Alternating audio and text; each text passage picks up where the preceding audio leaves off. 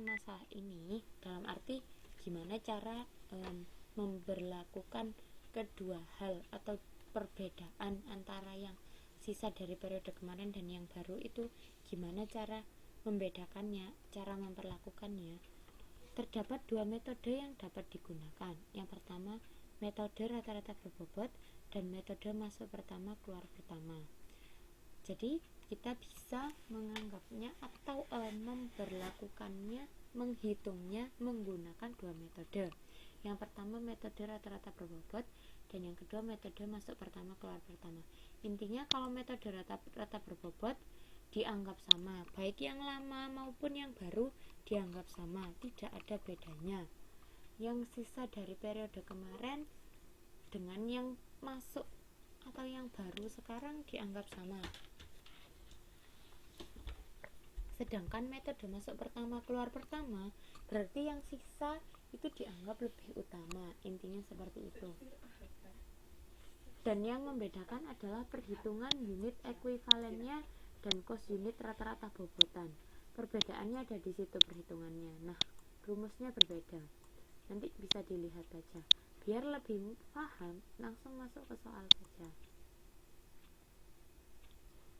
Ini contohnya. Di sini ada soal, bisa dilihat di modul PDB awal. Di situ ada PDB awal 800 dengan bahan baku dan konversi 40%, unit dimasukkan ke proses 1200 sehingga total yang siap diolah 2000, tapi ternyata yang ditransfer ke departemen berikutnya 1800, menyisakan 200 sisa, dan di sini adalah kosnya.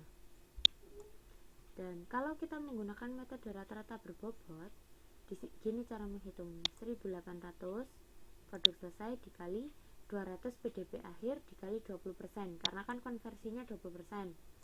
Tuh, di situ terdapat unit ekuivalennya. Dan di sini cara menghitung kosnya. 155.600 ditambah 608 juta dibagi unit ekuivalennya, dan inilah harga per unitnya. Sedangkan untuk metode FIFO, caranya 1800 produk selesai dikurangi 800 PDB awal, karena kan 800 pertama kali masuk, ditambah dengan 800 PDB awal kali 60%. 60% itu ini sisanya, kan ini kan konversinya 40%.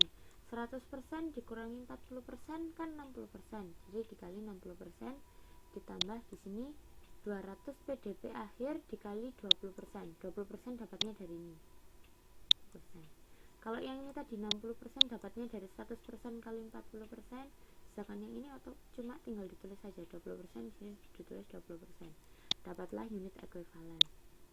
Dan kosnya itu cuma 608 juta dibagi unit ekuivalen.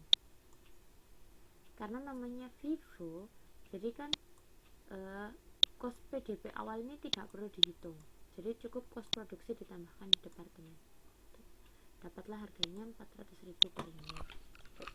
Dan di situ bisa dilihat juga di tabel perbedaan dasar rata-rata berbobot dan FIFO. Oke, saya lanjutkan lagi tentang cara menghitungnya.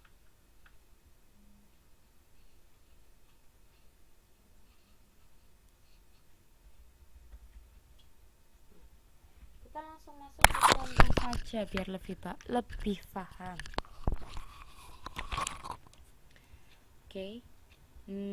Di situ bisa dilihat di modul di halaman 7.20. Ada soal. Di situ ada departemen A dan ada departemen B.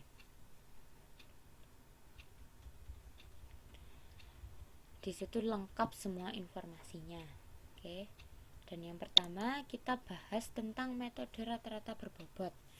Dilihat di modulnya di halaman 7.22.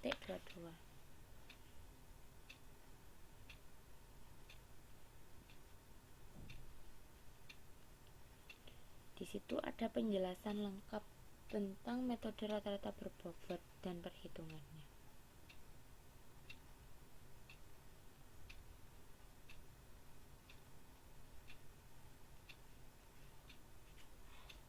Oke, kita lihat pelan-pelan ya.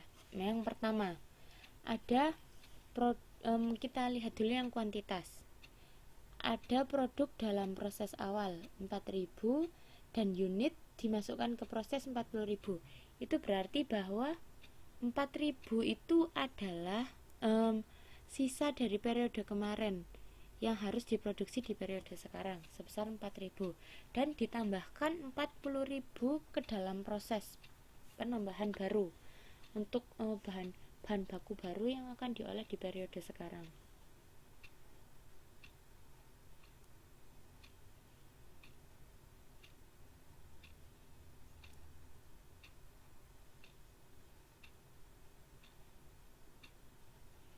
Totalnya sehingga terdapat 44.000 yang siap untuk diproses di Departemen A. Tetapi yang siap untuk ditransfer ke Departemen B hanya sebesar 35.000.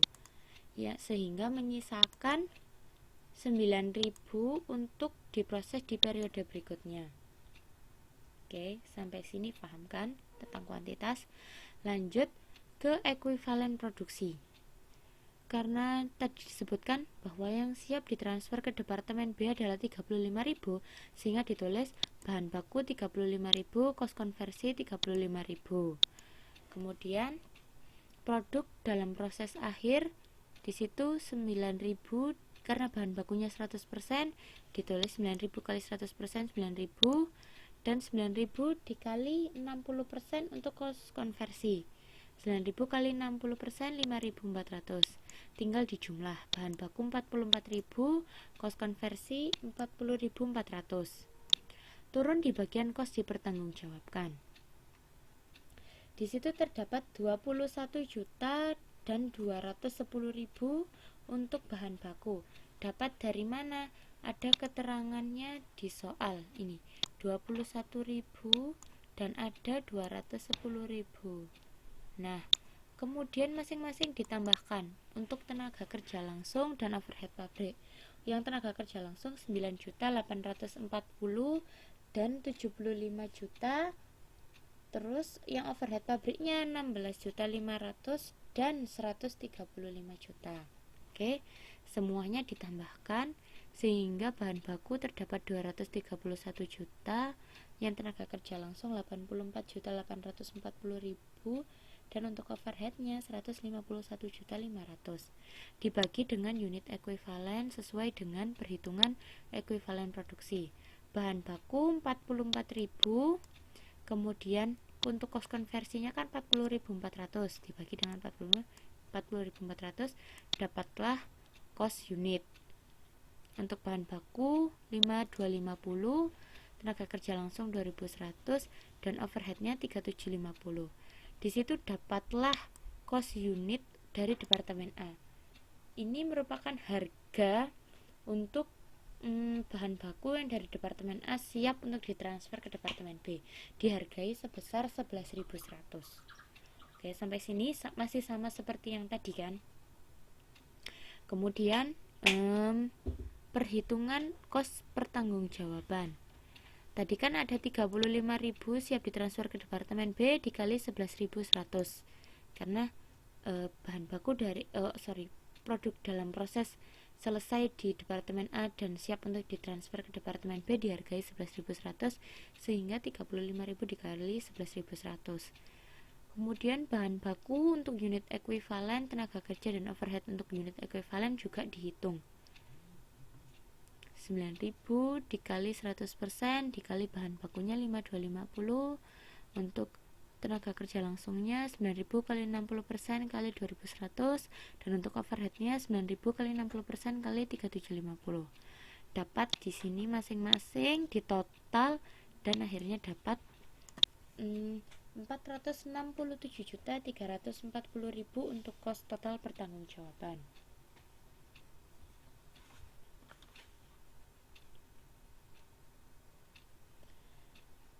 Itu untuk yang metode rata-rata berbobot Departemen A.